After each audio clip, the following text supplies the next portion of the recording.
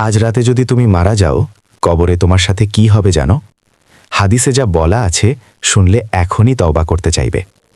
নবীজি সাল্লাল্লাহু আলাইহি ওয়াসাল্লাম বলেছেন, মৃত্যুর পর যখন মানুষকে কবরে রাখা হয়, মানুষ ফিরে যাওয়ার সময় সে তাদের পায়ের শব্দ শুনতে পায়।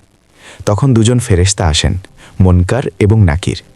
তারা প্রশ্ন করেন, তোমার রব কে? তোমার দ্বীন কি? এই নবীকে যাকে তোমাদের কাছে পাঠানো হয়েছিল? সুনান আবু দাউদ, হাদিস নাম 4735, বারা ইবনে আজিব রাদিয়াল্লাহু আনহু থেকে বর্ণিত। যে মুমিন সে স্পষ্ট উত্তর দেবে। তার কবর 70 হাত প্রশস্ত হয়ে যাবে, আলোল ভরে উঠবে। আর যে জবাব দিতে পারবে না, মাটিকে বলা হবে তাকে চেপে ধরতে। তার পাজরের হাড় একে অপরের ভেতরে ঢুকে যাবে। জামি আত-তিরমিজি, হাদিস নং 1071, আবু হুরাইরা রাদিয়াল্লাহু আনহু থেকে বর্ণিত।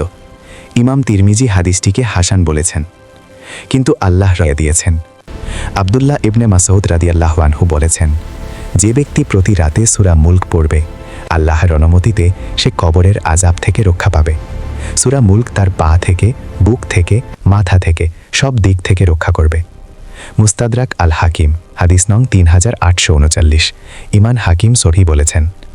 নবীজি সাল্লাল্লাহু আলাইহি ওয়াসাল্লাম আরও বলেছেন, 30 আয়াতের এই সূরা কিয়ামতের দিন তার পাঠকারীর জন্য সুপারিশ করবে, যতক্ষণ না সে মাফ পাবে। সুনান আবু দাউদ 1400, তিরমিজি 1891, আবু হুরায়রা রাদিয়াল্লাহু আনহু থেকে বর্ণিত। ইমাম তিরমিজি হাসান বলেছেন। মাত্র 5 মিনিট প্রতিটা রাত। এই একটা আমল তোমার কবরকে জান্নাতের বাগানে পরিণত করতে পারে। এই ভিডিও তোমার মা বাবাকে পাঠাও, ভাই বোনকে পাঠাও। হয়তো এটাই তাদের জীবনে টার্নিং পয়েন্ট হবে। আখিরাতের কথা মনে করিয়ে দেওয়াও সওয়াব। আখিরাত স্টোরিজ ফলো করুন।